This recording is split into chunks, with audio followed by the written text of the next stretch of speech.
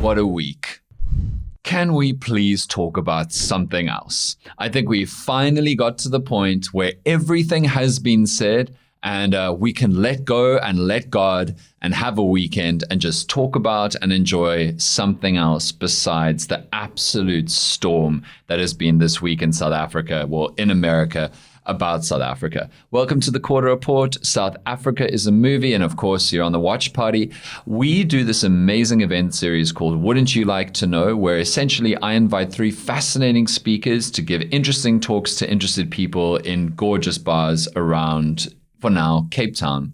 And what I've got for you today is an absolutely extraordinary address from the last one we did on Wednesday from the Grandmaster of South African hip hop, DJ Ready D. He is an icon, he is a legend, he has shaped culture and music and politics and is one of the most influential, important people in South Africa's music scene and in Cape Town, in any scene, full stop. And at Wouldn't You Like to Know, just 48 hours ago now, as Trump was meeting Ramaphosa and Tottenham Hotspur were about to win the Europa League final, come on you Spurs, DJ Ready D spoke about hip-hop versus apartheid, because he, amongst others, is credited with bringing hip-hop to South Africa and popularizing it. And then in his role as one of the key members of Prophets of the City, he championed hip-hop and using hip-hop as an expression of anger towards the apartheid government, injustice, the police, and the rest. And Prophets of the City became iconic. And so here is DJ Ready D giving his experience and his life story to a degree, but also the story of hip hop as a means of giving people voice and hope and inspiration under a terrible state of emergency, under one of the most unjust systems of oppression in human history, the apartheid one, from Wouldn't You Like to Know. Strap in, sit back, enjoy. This is one of the most extraordinary stories from one of the most phenomenal public speakers I've ever been lucky enough to know. Hey, Dan, thank you so much for the opportunity. Sure, wow, I thought that in this day and age, people have short attention spans, and these types of things, it's impossible to organize, and it's actually very cool coming into a space where people are here to listen, exchange, and connect, so thank you so much. I think I'm going to have to skip through a timeline because there's a lot that's been going on in my life, and I always tell people I go through life as a student first and foremost. So just to give you some context and some backstory, because apparently we have to speak about hip-hop and apartheid or politics and all these different types of things. So there's a lot that unfolded in my life that brought me to a certain point that actually brought me to this little platform here this evening. So I was born in a little room in Lansdowne. My mom and dad lived in District 6. So mom gave birth in Lansdowne. The next day we were back in District 6 again. And I always tell people I was born in District 6 until the news. I only learned that about a year ago. I was actually born in my mom's sister's room in Lansdowne. Growing up in District 6, it was a very interesting place though. For people that don't know where District 6 is, it's just across the road over here. District 6, we had about 64,000 people that lived in the space. It was a fairly integrated space. It was a beautiful space. And the sentiment and the vibe in the area was, jou kan is ons kan, jou laitie is my laitie. You know, we played a lot of games in the streets. We did a lot of very interesting and adventurous things in District 6. It was beautiful. Every single day you could smell people's food coming out of all the different houses. We used to walk to school and back, and you knew when you come out of school, you are going to be extremely hungry by the time that you get home because you're just smelling other people's food and the tightest liquors, a curry here, so biryani da, so this, that, and that. Okay, and I was like, yo. And music, District 6 was driven by music. So I grew up in a family, and I was fortunate enough that Dad had a little record collection. He also had a hi-fi. We used to call it wireless back in the day, or wireless. The music in the area was the traditional music, known as I would say the minstrels, the Malay choirs, the church choirs. That was some of the traditional sounds that I grew up with. And as far as the the minstrel sound, we are connected to the term guma, guma music, guma numbers. Guma is the drum. And also grew up with soul, funk, jazz, disco, reggae, all these different sounds because that is what Dad was into. And that was really amazing. I'm going to fast forward through the timeline. Dad became sick. He ended up in Brooklyn Chest Hospital. So it was a very difficult period. While my father was in hospital, we had two houses connected to each other that was owned by my granddad, which he eventually gave to my mother, though.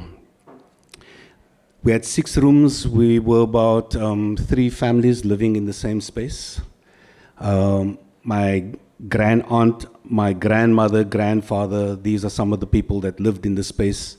And unfortunately, they all passed within that period when my dad fell sick of tuberculosis, TB. He was discharged. He felt that he didn't want to die in hospital.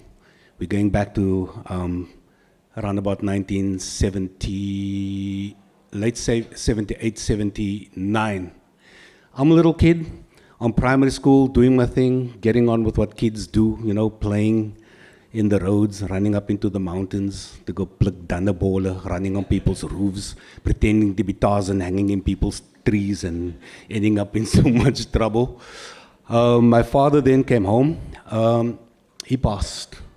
Then the news broke, you guys got to get out of District 6. I didn't understand it as a kid. And I didn't understand forced removals. I didn't know nothing about politics. I was too young.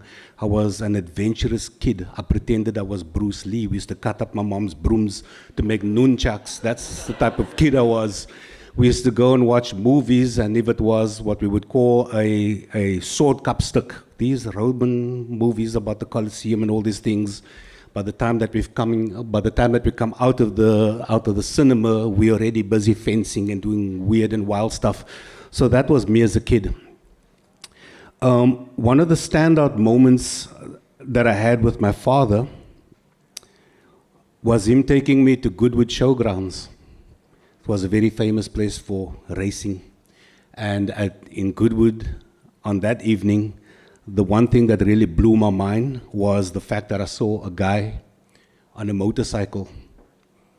They lit him on fire, and he rammed down. He went down this ramp, flew off the ramp, and he flew through a glass pane. And when I looked at that, I was like, holy Lord, that's my calling. That's what I want to do. That's me right there. So I don't know.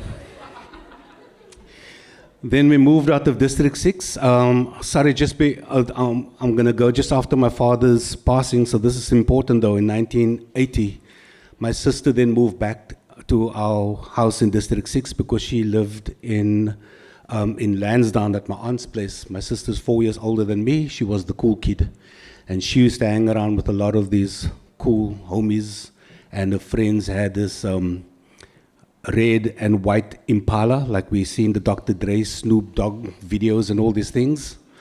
And after my father's passing, sister came back. She was hanging out with the cool kids, and I was the so-called DJ. So all the kids are hanging out in the lounge, the adults are dancing and partying, and I would play the records. Boom, play the record. But for me, I wanted to eavesdrop and listen to what my sister and the boyfriends are talking about so that I can go and skinner after that and tell my mom what I've heard. So that was my motivation for playing the music and, you know, being the Hayes Joel DJ, so to say. So with these guys in the red and white Impala, one Saturday afternoon, they rolled up. Out of the boot came a portable little turntable that worked with those big battery packs, and they had a batch of records or these vinyls with him. And out of that batch came Sugar Gang's Rapper's Delight, and they also had Curtis Blow's The Breaks in there. And when I heard Rapper's Delight, my mind was blown. I was like, Jesus Christ, what the hell am I listening to right now? Number one, I can relate to the music, the riff, the Good Times riff, because they used a disco song by a band called Chic as the backtrack, or they recreated that. And these guys were rapping about color TVs and the Knicks and swimming pools and all of this. So as a lightie coming from District 6, I used to go to school bare feet or with skoene met 'n hele klomp gatte in. And you know that guy that wanted to light himself on fire and all these things, you can imagine what that does to a young boy's mind at the time. Shortly after that experience, it was time for us to get out of District 6. So in that time, I would see, not just me, but so many people in our community, we would practically see District 6 fall. The bulldozers were around us every single day. A house would fall. Houses right next to ours would fall. And I never ever thought the day was going to come that we're going to get out and our house was going to fall. So the bulldozers was practically waiting for us to get out. So as soon as our luggage and our furniture and all these things was loaded onto my uncle's truck and off we go on a 30-kilometer trek to Mitchell's Plain, the next day we heard that our house is being thrown down as well. Getting into Mitchell's Plain was a very different experience though. At school I met up with a friend of mine that I grew up with in Mitchell's Plain. It was difficult because we had to find our way. Mitchell's Plain was extremely barren at the time as well. And having to get from point A to point B was extremely difficult. We had to figure all of those things out. My mom had to wake up at 4 in the morning to walk to a place called the town center from the area called Lenteghier to town center. And that was almost a 1.6 kilometer, maybe 2 kilometer walk in the dark of night through winter and all these different conditions to get to the town center, to take a bus, go to work. I was left to kind of deal with my situation on my own. And of course, my sister as well. And me being that kid, a lot of my friends were into all the unsavory things. And of course, that was destined for me as well. So there's a lot of things that we did that I'm not proud of as a young boy. And in that period, I was then introduced to a song called Buffalo Gals by Malcolm McLaren by a friend of mine who was fortunate enough to have a video recorder. He showed me this music video, and once again, there we go. My mind is being blown all over again, and I didn't know this is a hip-hop thing or this thing's going to become known as hip-hop music and culture. In the video, I saw scratching. I was like, holy Lord, I know what that is. That is a wireless, I think that's a turntable, my bro, man, you know. So, I'm like, what is this wiki, ziggy thing going on? And then I saw all this graffiti on the walls, and I'm like, holy Lord, that is freaking awesome, because the only graffiti that I knew was the mongrel chappies, the 28s and the 26s and the generale and all of that stuff. That's all I knew. There we go. So I was like, wow, that is freaking awesome. Just imagine that on our walls, there was like all these beautiful lines and colors and all these things.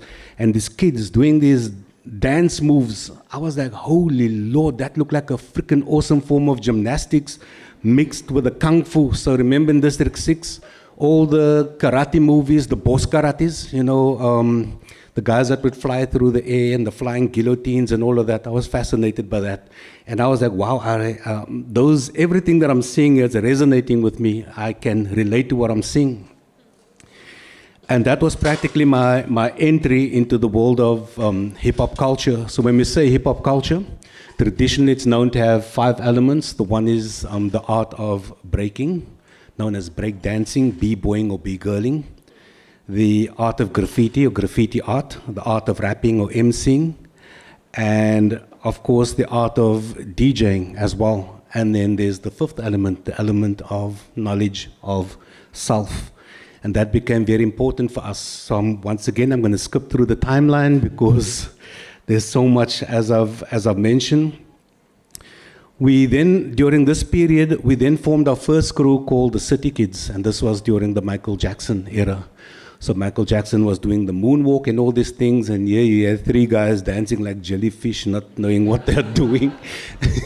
So we entered this competition in Mitchell's Plain Town Center that we happened to win, and then we got a residency in a club. So as all of this is taking place, we're still in the dark days of apartheid, because wherever we had to walk, we had to be very, very careful in terms of where we are going. We were still taking trains that was meant for whites only, coloreds and nie blankes and all this. The same with the beaches, the same with certain parts of town. So we didn't have the freedom of movement. Fast forward through the timeline, the culture grew during the time. We started to understand that there was more crews coming from all over Cape Town City, the Cape Flats and all these different areas through competitions, because Michael Jackson with Thriller and all these things became the craze.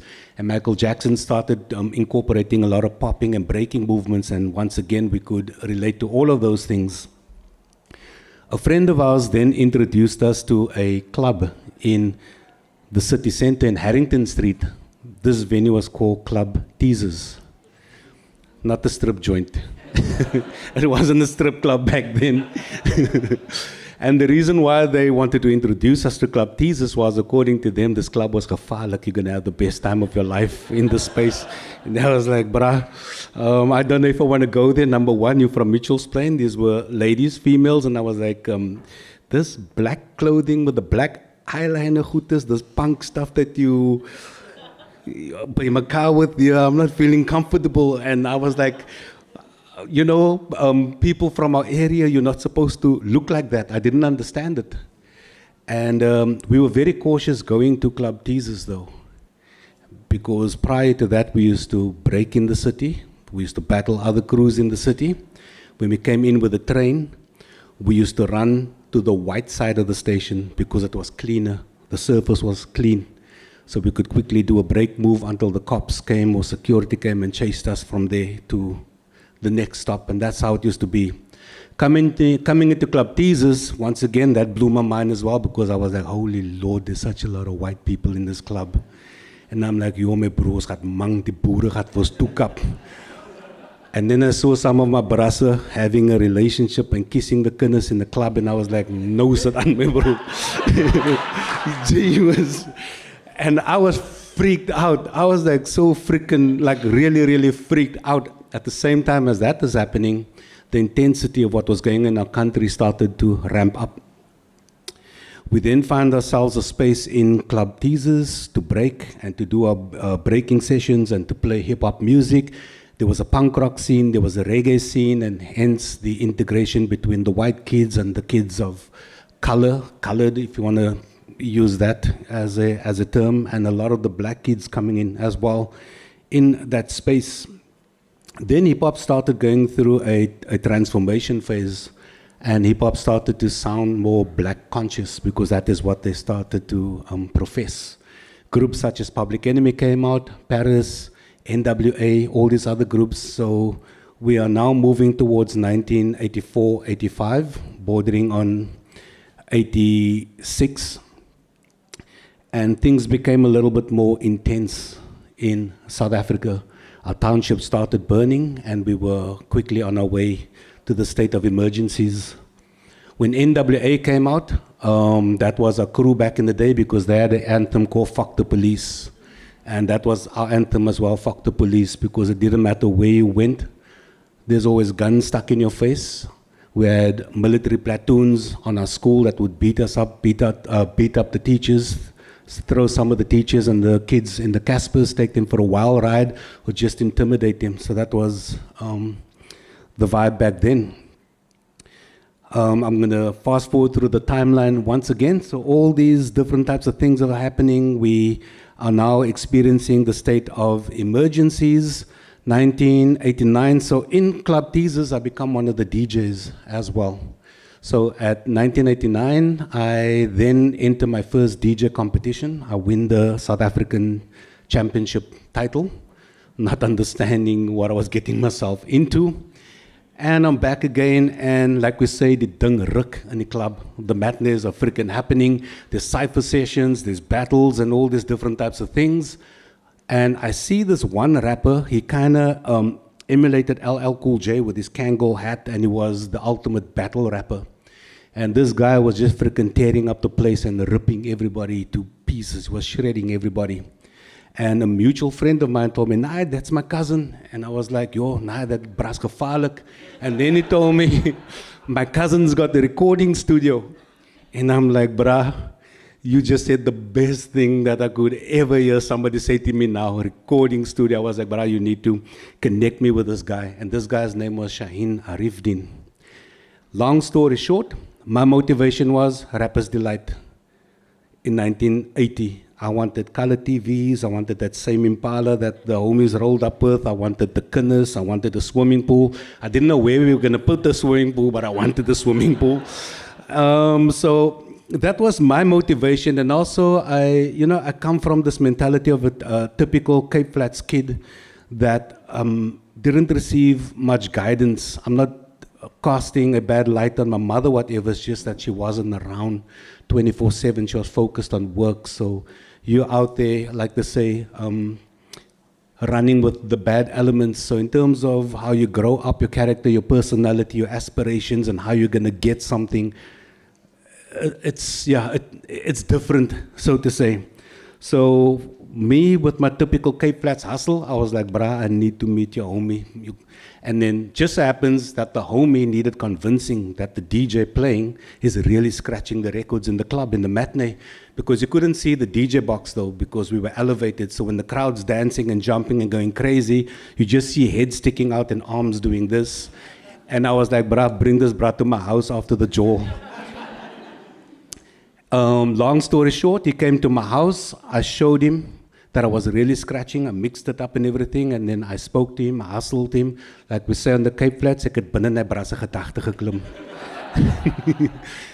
A week later, he was like, D, my father's very excited. And he wants to hear what you can do. And then my girlfriend at the time, she was a rapper as well. And then I recorded a demo tape on a double tape deck where I practically multi-tracked by recording over and over and over. And she was rapping on this beat by Heavy D called Mr. Big Stuff. Long story short, Dad loved what we were doing. Dad's partner came in from the UK. Dad's partner was a complete left field guy. He was doing the craziest things, so he was in tune with the culture back then. Then they got me into the recording studio based on the demo, and I was like, I'm ready to do my thing. It's a hip hop.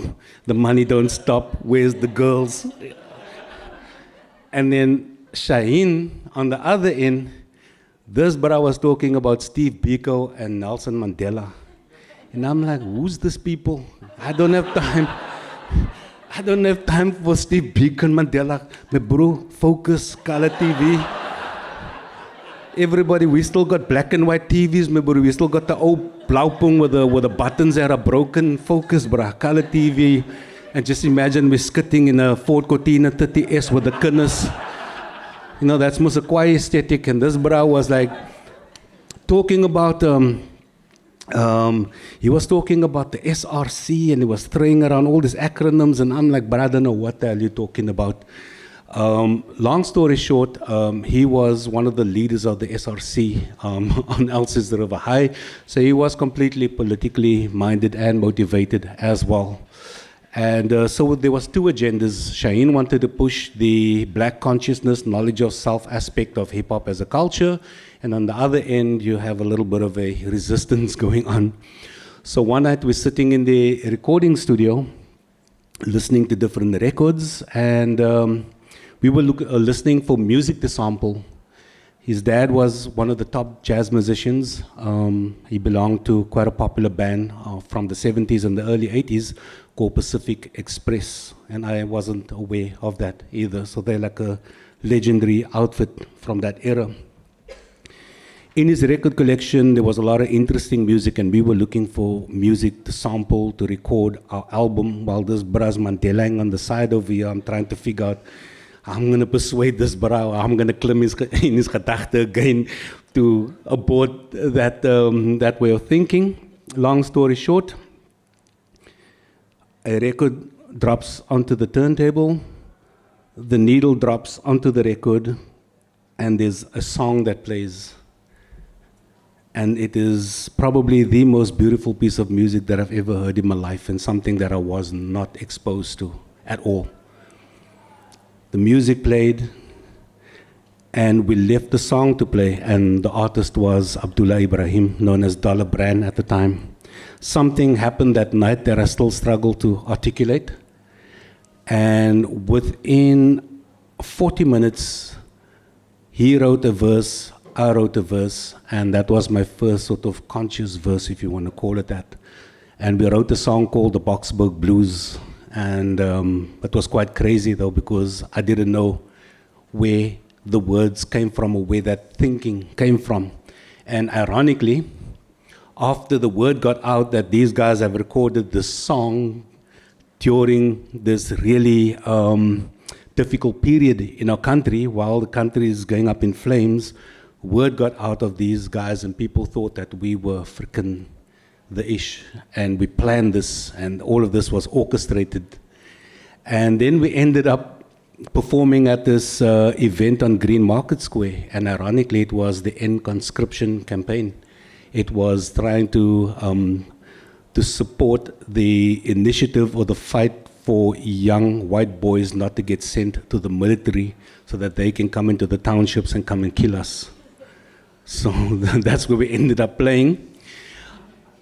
There was a lot of talk and there was a lot of momentum. We then needed a name for the crew. We decided on POC, Prophets of the City, and we weren't referring to ourselves as prophets. We were merely referring to those that have come before us, that have taught lessons throughout the course of humanity, and we didn't even realize the depth of that as well. Long story short, the first album became very successful. We became one of the biggest names in South African music during the time. We've been on all the stages. Our first international event, in fact, the second one was with Quincy Jones at the Montreux Jazz Festival. That's where we crossed the borders. From there, we appeared on every single radio station throughout the country, and the intensity level started growing right now. We then recorded our second album. The first one was released in 1990. 91, we released this album called Boom Style. We managed to get signed to a major record company at the time, the first hip-hop group to do that. And on Boom Style, we got a song called On Stem. And we fought for that song to go onto the album because the label wanted the group to be commercial. And they were like, you guys are messing around now. You can't be saying all this crazy stuff. We fought tooth and nail to get On Stem onto the album, which happened. So with On Stem, that was the first time being gagged in South Africa. We were then flown to Joburg to record a music video for that particular album and a single over there. And there was a song called Kicking Non-Stop on the album. The song's very poppy. We hated the song. We got into Auckland Park, ironically, the SABC. We walk into the studio and there's a couple of sexy girls and sexy dudes in tutus. And we coming in our African camouflage, freaking hardcore military. We're ready to blow up something. And this brushes up in the tutus. And we're like, what the hell are we going to do now? How are we going to... And, you know, we decided, look, let's improvise and compromise to a certain degree. Long story short, again, we're done filming, and right at the end of that video, I see a video of P.W. Botha hanging on the wall. I was like, okay, let's take the photo off the wall and put it in this refrigerator that was standing in the studio. I put the photo in there, closed it, and said to the camera, chill out, homeboy.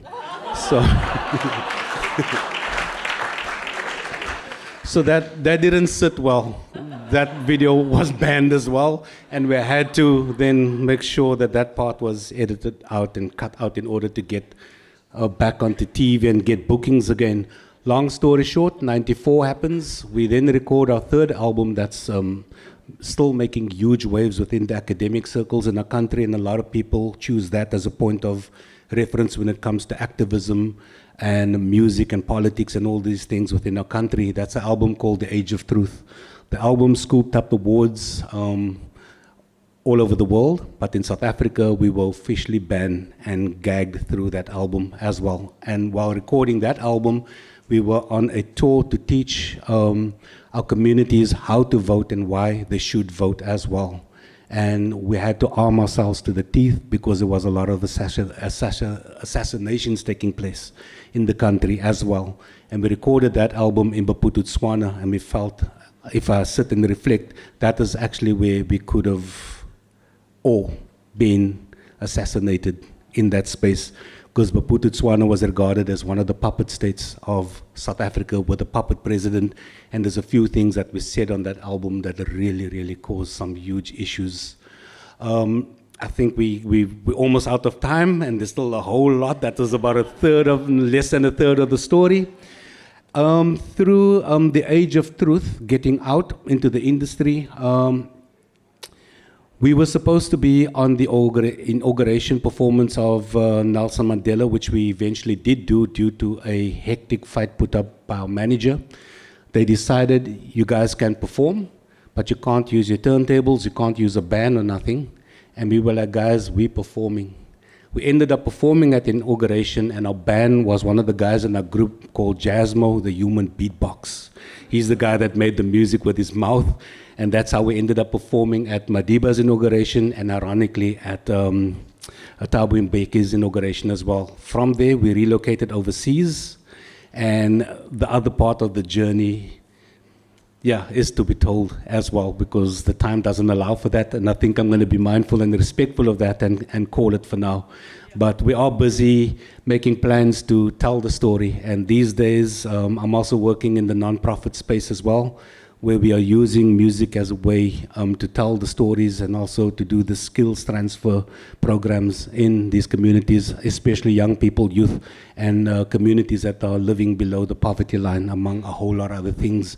And I do wear quite a bit of hats as well. But thank you so much for listening to my story.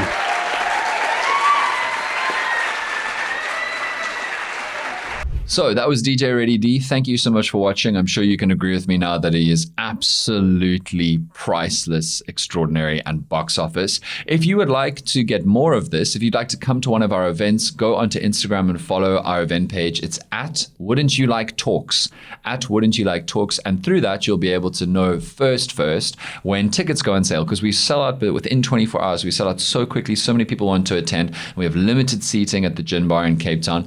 Tickets are going to go on sale next week for all of our events in June, and it would be an absolute treat to see you there, and it would be a treat to have you enjoy with me, because I go as a fan, enjoy speakers like Ready D telling the most extraordinary tales and sharing their expertise as we enjoy a gorgeous night together. Right. Thank you so much for watching the Quarter Report or listening to the Quarter Report this week, and we'll see you again on Tuesday.